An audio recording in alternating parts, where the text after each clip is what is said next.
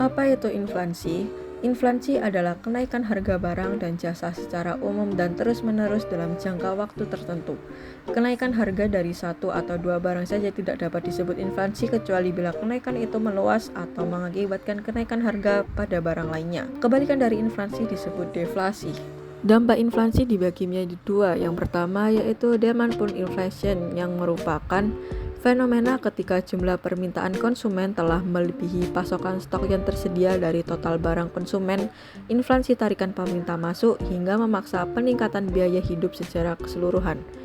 Selain itu, demand pull inflation adalah sebuah prinsip ekonomi yang menggambarkan dampak ketidakseimbangan dalam penawaran dan permintaan agregat, yaitu permintaan agregat adalah suatu perekonomian jauh melampaui penawarannya, maka dampaknya harga barang akan naik.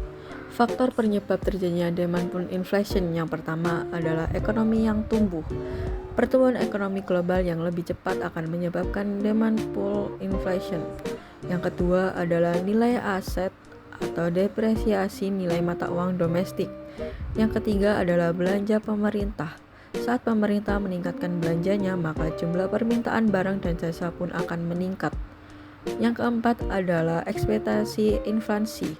Yang kelima adalah meningkatnya pasokan uang. Dengan perluasan jumlah uang beredar di masyarakat tersebut akan mengakibatkan persediaan barang berkurang dan membuat harganya semakin mahal.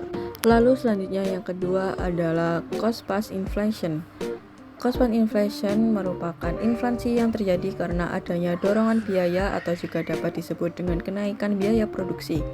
Dalam hal ini, pengendalian inflasi karena dorongan biaya dapat dikendalikan dengan menambah tingkat pertumbuhan ekonomi daripada harus melalui kebijakan moneter.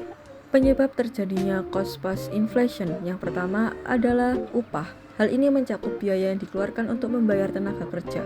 Meningkatnya biaya yang dikeluarkan untuk karyawan daripada produktivitas tentu saja dapat menyebabkan laba yang didapat lebih kecil. Yang kedua adalah naiknya harga bahan baku dan energi. Yang ketiga adalah biaya pajak yang terus menaik. Dan yang keempat merupakan devaluasi, yaitu campur tangan pemerintah di mana nilai mata uang domestik turun dibanding dengan mata uang asing, menyebabkan naiknya harga barang impor yang menjadi bahan baku produksi.